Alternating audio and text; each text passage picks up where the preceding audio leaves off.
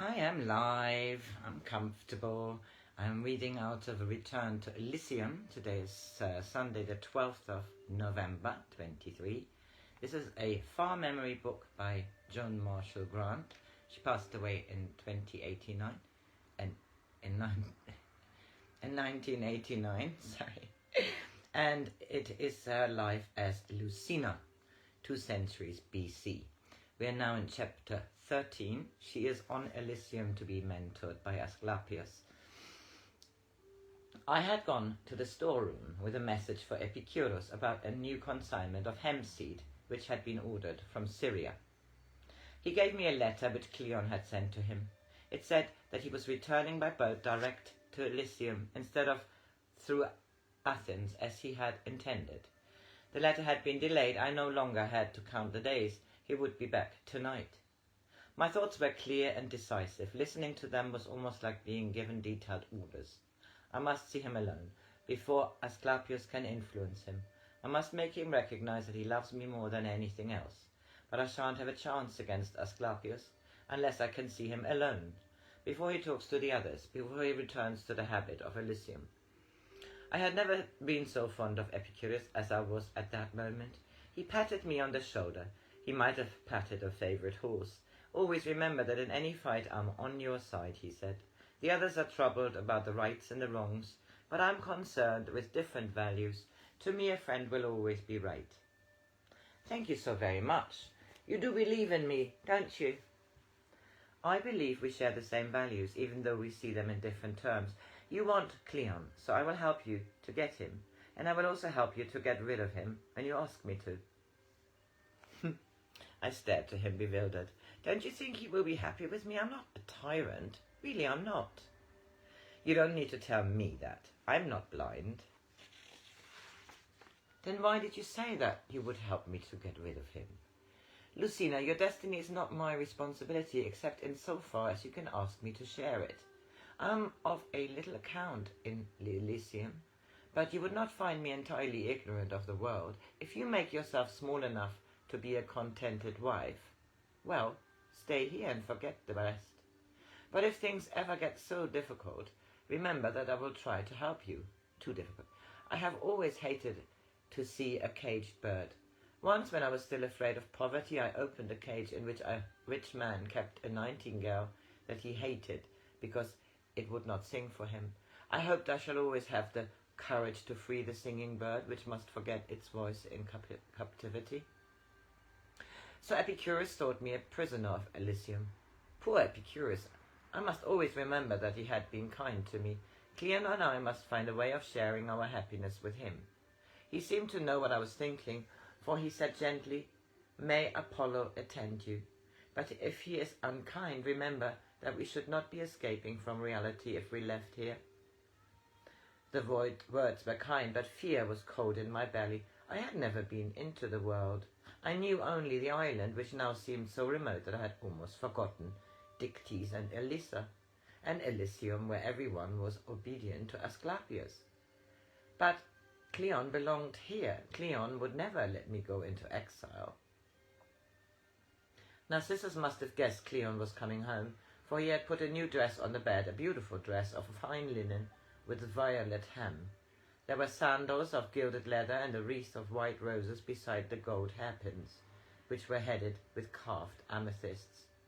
For the first time I understood how, to Narcissus, it seemed of supreme importance to blend 2 perfumes into a new subtlety, and why a ribbon must be tied again and again, until it is knotted into the exact way which completes the rhythm for which it was created. Dear Narcissus, if he had not taken so much trouble with me, I should have been already on the quay, watching the horizon for the sail that would bring Cleon home to me. I should have let the wind tangle my hair, and though I would have had the sense to put on a fresh tunic, it would probably have got torn before the moment for which it had been intended. Without the counsel of Narcissus, I should still be the girl who was content to be only a rival. Cleon would never have noticed me unless we shared the magic of a summer dusk. He would never have listened unless the nightingales had sounded sweeter than the sere autumn of philosophy. Narcissus should design a dress for my marriage, and at last I would reward him by looking as he had always hoped I might. They had tried to educate me, but only to Narcissus would I prove a distinguished pupil. I recognized the sail even when the boat was only a shard of silver against the grey sea. The evening wind plucked at the folds of my dress. The thin stuff streamed away from my body like a pennant. A strand of hair fell across my forehead. I tucked it under the wreath and discovered that my hands were unsteady. I knew it would be sensible to wait in the pavilion until the boat got closer, but I could not make myself lose sight of it. Cleon was in the boat, coming home to me by the power of the wind, which could blow the cobwebs of expediency and fear away from my corner of Elysium. Suddenly I wished I had arranged this meeting in a different way. Cleon would know that I expected him. It would be difficult to appear casual, to wait until he was ready to tell me how long the days had been for him. Why was I not walking pensively up from the eastern beach? Even Narcissus allowed that my hair flying free in the wind was not becoming, or I might have worn the robes of Artemis and pretended I had been rehearsing a play for the Euripides. This dress would have been suitable for Athens, but here, by a deserted quay on a chill evening, it looked silly. Why had I not taken Narcissus into my confidence? He had put the dress ready for me, but thought I would wear it when we gathered in the loggia before the evening meal. Because I had again been too proud to ask for advice, I'd spoiled the effect I was so anxious to achieve. I could almost hear Narcissus saying, "Will you never learn to let people help you?" "Yes," I answered aloud. "If only I can have Cleon, I will let everyone help me." Was there time to run back to the house to change? If I ran very hard, would there be time? No, the boat was coming fast across the wind. I could see the brown patch on the sail, the patch which I had helped Cleon to sew when we came back after a storm 3 months ago. It was after the storm, after we knew we were safe from the angry sea in the shelter of the headland, that he had kissed me. He had only kissed me twice, that night of the storm and 5 days later in the pavilion before he went to Delos. I could see him now. He was steering the boat, and the waves were white crescents against the hull. I wanted to run away. It would be too difficult to conceal how much his return meant to me. If I ran back to the house, I could meet him with the others. I could ask casual questions about Delos, about his work there. It was indecent not to be able to conceal my feelings, much more naked and unarmed than any lack of clothes could ever make me. Being in love makes me very vulnerable. Why do I wait here, proud of being in love, instead of resenting anything which makes me admit I'm weak? At least I had the courage to give an honest answer to myself. You welcome this weakness, because through it you will never be alone anymore. You won't always have to fight for yourself. Cleon will protect you. That is what being in love means, being protected, and yet not being ashamed to need it. I heard Cleon shout my name above the sound of the waves. The gulf of sea was getting narrower. I saw him give the tiller to one of the sailors and crouch on the deck beside the mast. Then he leapt, slipped on the wet stone, recovered his balance.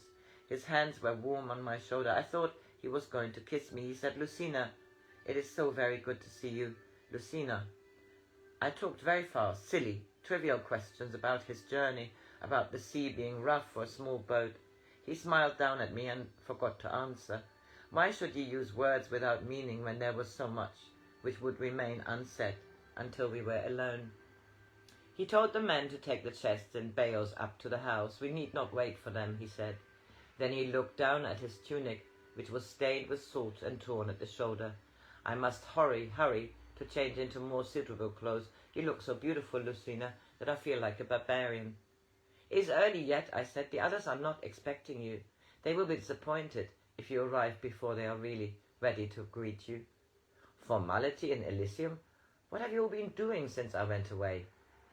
"Nothing important, nothing," I said.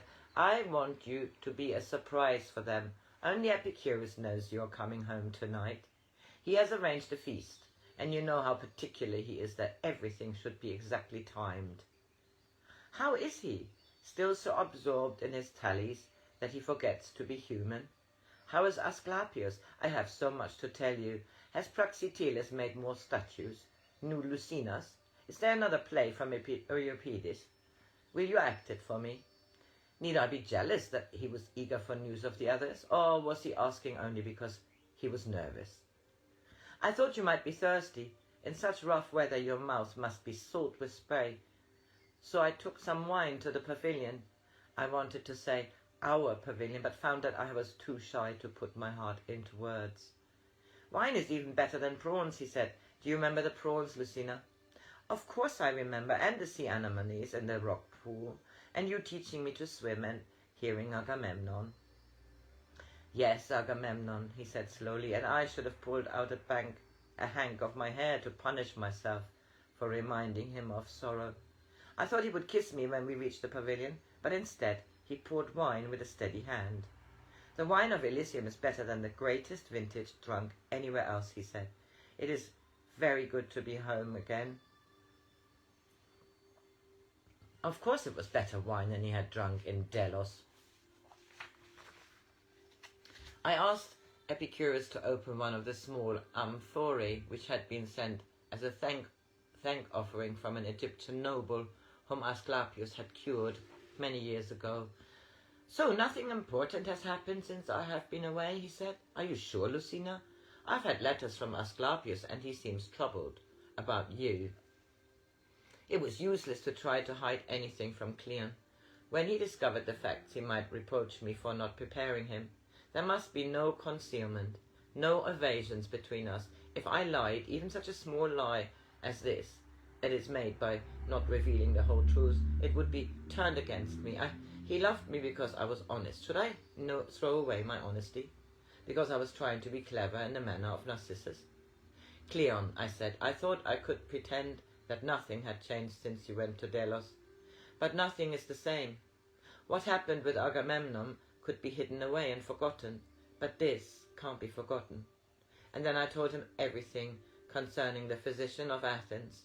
I had been carefully trained to record the details of a story, so I gave him the letter almost as though I held it in my hand and was reading it aloud.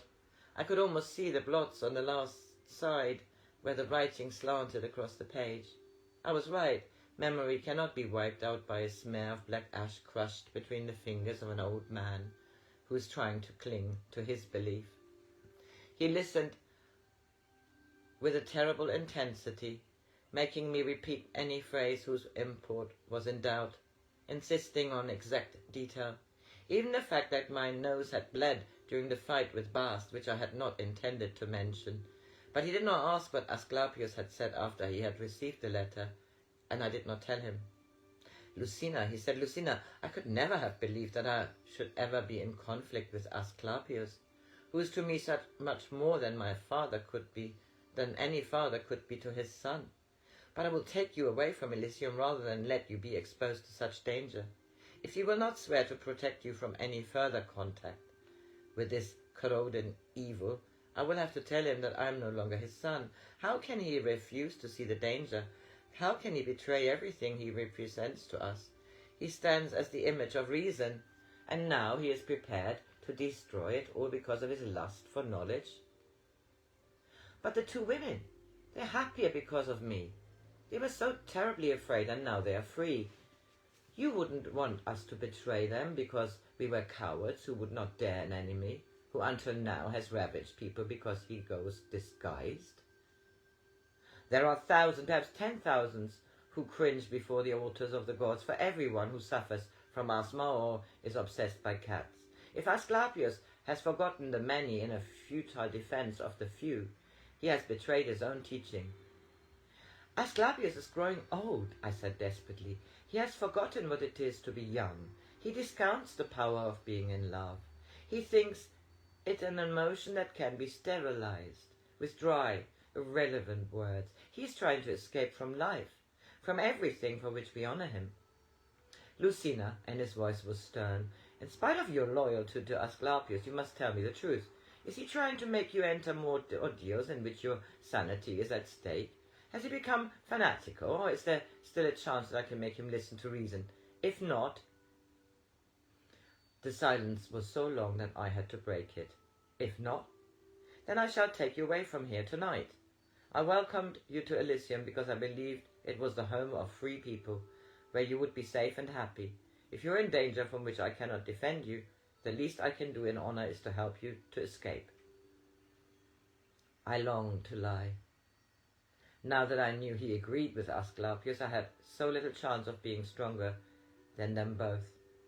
But if I ran away with him tonight, I should be free. I could be an ordinary woman, a happy woman, the woman who belonged to Cleon. But he might take me to a place of safety, and then come back to try to save Asclepius from a danger which existed only in my mind. He would discover that I had lied, and Cleon would hate me if I had lied to him, even though the lie was the last defense of our security.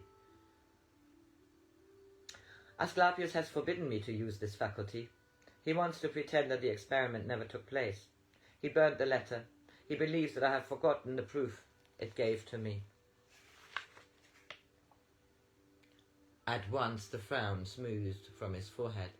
"I'm a fool and a traitor," he said, but the tone of his voice showed relief, not shame. "I thought that Asclepius had betrayed us all. Never tell him, Lucina, that I was so unworthy." There was only one throw of the dice left to me. I took it. "He says that being in love is a weakness. He said that it is only another form of escape, an attempt to see oneself through the eyes of a lover, because one lacks the courage to look into one's own heart. He says that lovers are cowards. He says I'm only 17. I don't think that the lover need be a coward, but that's